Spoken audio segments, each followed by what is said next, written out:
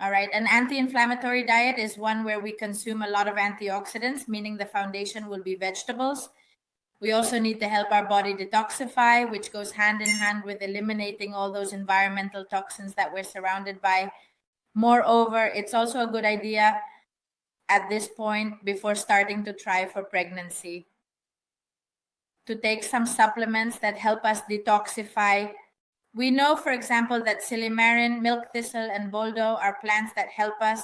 But if we already consume a lot of leafy greens, cruciferous vegetables, and berries, all of this will be great for making our diet rich in antioxidants. And if we also eat these foods from organic farming, that's even better. Then a very important nutrient that we need to consider because it's anti-inflammatory, cardioprotective, and neuroprotective is omega-3. Omega-3 also helps improve our fertility, even in men. Let's not forget that I'm here as a woman, but when we talk about fertility, it's a two-person thing.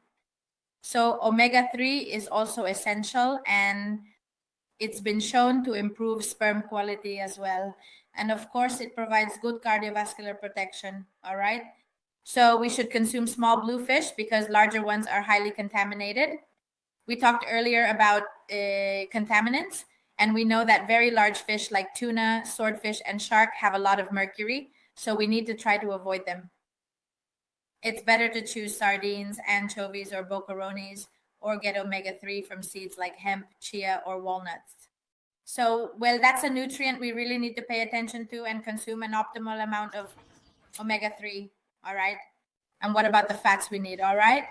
And something that helps with that balance of macronutrients is being aware in the morning that it's good for us to have slow absorbing carbohydrates, for example, all right?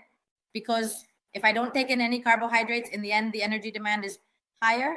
So if I don't include, for example, a good sourdough bread made from high quality flour in the morning, or if I don't add some grains to my meal, then I'm likely to get a hunger spike in the afternoon, which is when people tend to reach for unhealthy snacks like pastries or whatever. And that's where the problem lies.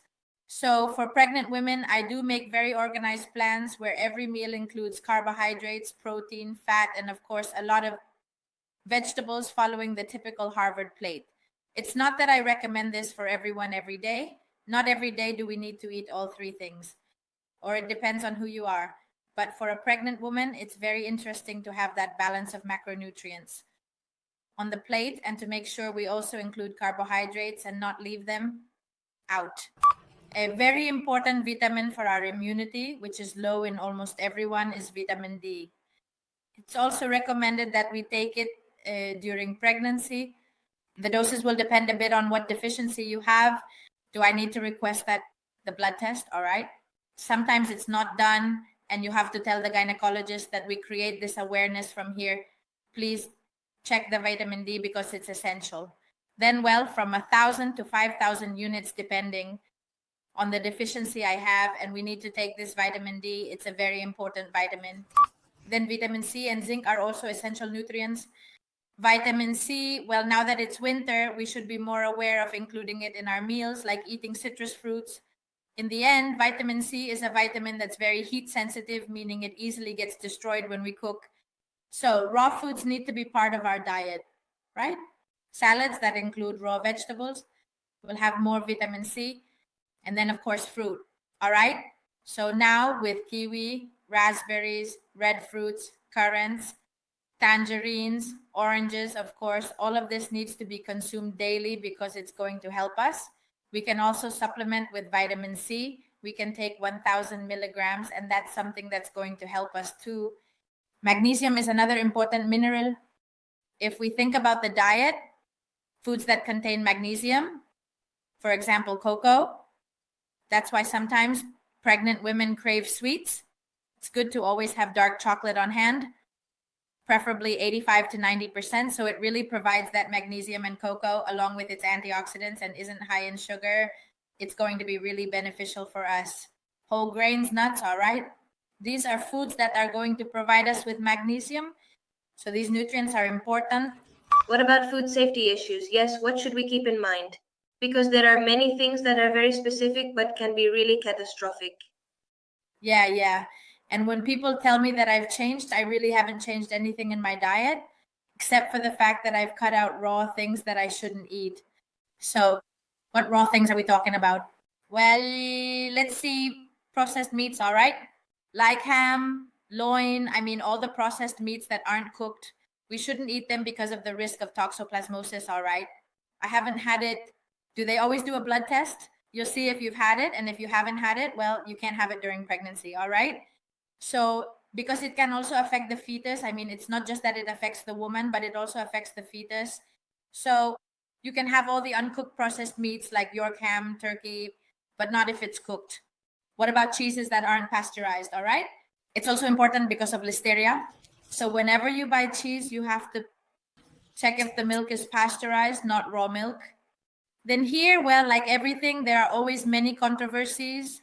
And I am very cautious about this, especially now that it's affecting me personally. They tell you, no, if the ham is really good, it's very, very cured, nothing will happen. I don't take any risks. And I don't tell my patients to take risks either. All right. Cheese, if it's a super cured cheese, I wouldn't take the risk either. All right. It might be difficult with a very, very, very cured cheese and all that. But well, I prefer to avoid it and make sure it's well pasteurized and consume it that way. Raw eggs, of course, right? So, in that sense, all raw foods should be avoided, like animal products, raw fruit, and raw vegetables, of course. The thing is, you have to wash them really well to avoid, well, sometimes there are little eggs, there are things that can also cause us gastroenteritis. It's bad luck, but it can happen. So wash it really well. And I don't wash it with those detergents you buy. I just rinse it well, scrub it well to get everything off. And I try to, especially with leafy greens and such, you have to wash them a lot, all right? And then we can also peel any fruit if we don't have much control over it. So we peel it, even though we know that the skin has a lot of vitamins and nutrients, but well, you don't take the risk, all right? But that's also important.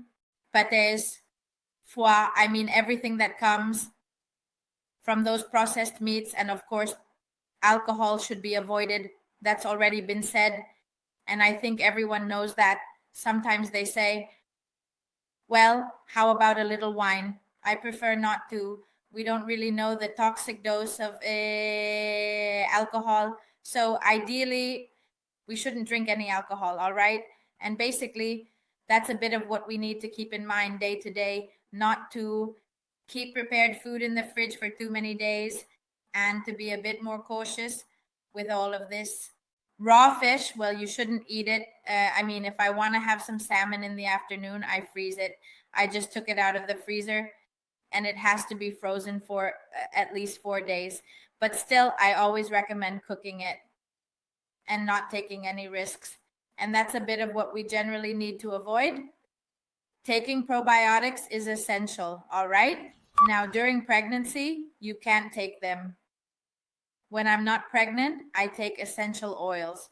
We know that oregano oil, echinacea, propolis, all these things help improve immunity, but not all plants have been studied during pregnancy.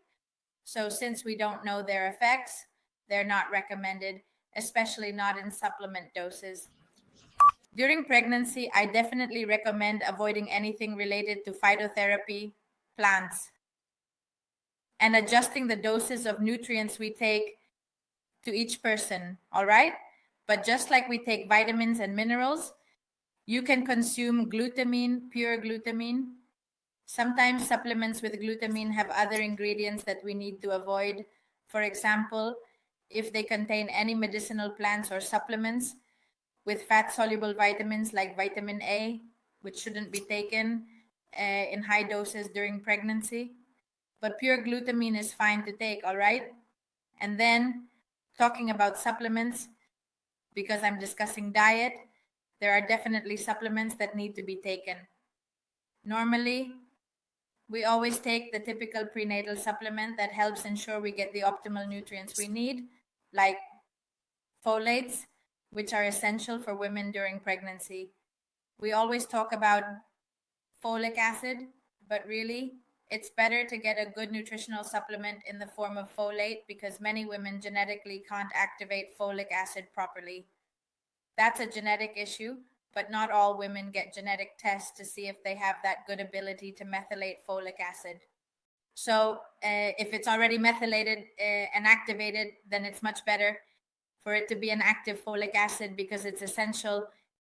I think it's generally known now because it's the first thing I get from the gynecologist for the child's neural development, for the formation of new cells.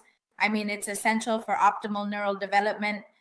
And nowadays, these supplements not only provide folic acid, but they also include a certain amount of iron to prevent iron deficiency anemia, which is very common during pregnancy, zinc, and other vitamins like vitamin B. Now, another very interesting nutrient during pregnancy is choline.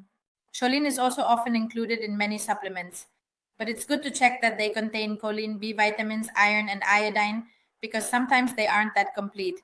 And they also include omega 3. Omega 3 is another thing that needs to be supplemented during pregnancy. Now I'm talking about that, but choline is also a nutrient we find in eggs, especially, or in fish like cod. I mean, eggs are a very interesting food for pregnant women because they provide us with protein, they provide us with choline, and they also provide fat soluble vitamins like vitamin D, which are also essential. All right. So, besides having it in our supplements, we also need to consume it. And then there's omega 3, which is starting to be included in supplements. The most interesting one is DHA, which is the omega 3 that will especially help with neural development and will also assist with the metabolic control of the woman. And I mean, if I had to name 3 supplements that need to be taken, it's prenatal vitamins, but they should have everything, including iron, folic acid, B vitamins, zinc, and choline. Okay. I mean, they should be very complete. Omega 3 and probiotics are 2 things that need to be consumed during pregnancy as essential supplements. The other day, for example, sent a supplement to a pregnant woman that contained folate, and she quickly wrote to me, "Hey, you didn't send me folic acid," because she didn't understand that folate was the same thing. And I said, no, you're taking it, but in the form of folate, which is the active form that you can actually utilize directly. So we make sure that regardless of whether you have that good ability or not, since we don't know if you can activate these vitamins, we take it this way. And I said, no, it's 5009, you're taking it, but in the form of folate, which is the active form that you can actually utilize directly. So we make sure that regardless of whether you have that good ability or not, since we don't know if you can activate these vitamins, we take it this way. And also, folate, for example, is very important for keeping our homocysteine levels at optimal levels, which I mentioned before is also a cardiovascular risk factor related to recurrent miscarriages. So yes, folic acid, or I mean folate, should be taken from the moment you want to start trying to get pregnant and throughout the entire pregnancy.